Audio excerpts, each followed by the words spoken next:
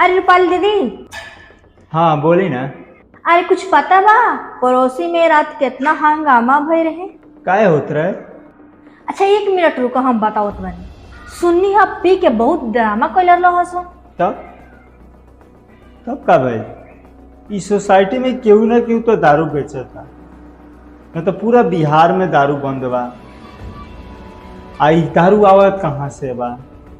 केहू ना केहू बेचत जरूर। और पता ना कौन बेचत लख, भगवान जानोस। कोई ना कोई सोचिए तो बाहर आइए जाइए, देखो जब आगे आगे होता बा। बाकी सब सच्चाई पता लागी तो लागी के नहीं। चलो ठीक बा।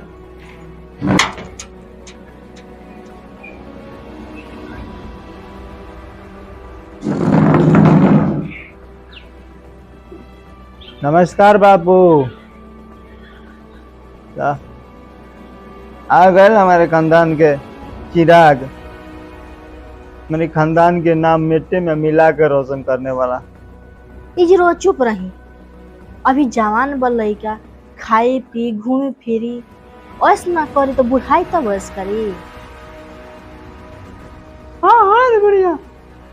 और सिखाओ अपने बेटे को, ये सारी चीजें हानिकारक होती है, ये नहीं बता सकती। पता नहीं, और पियो और पियो दारू, जितना मर्जी गंदा आदत सिखाना सिखाओ उसको। एक सही रास्ता नहीं बता सकते उसको। मेरी जिंदगी बर्बाद हो रही है, तो आप भागी दीजिए, उससे शादी कर ली। ए जी सुन ली अपना लाडली बहू के भाषण। अब टॉनी के बीच में हम न जम बोले। एगो श्याम बाबू के देख ले, पूरा 40,000 के महीना कमालन, फिर भी आज ले आदमी ना सुन ले हुई कोनो नाशा करत। एगो वो आदमी नहीं बड़न। सीख कुछ कुछ सीख, नालायक बेटा पैदा भइल पड़े तू। खैर हमार का आज ना तो काल तो हमरा गुजरिए जाए के बा। हमार तो जीवन बीत गल, तू अपन जीवन खराब करता रहे। अब श्याम जी को बुला लाइए, दारू बेच रहे हैं, उसी के केस में हमें अरेस्ट करने आए हैं। जी रोग कितना दिन से कहत बनी दारू बेचल छोड़ दे, अब जाए पुलिस आई बा।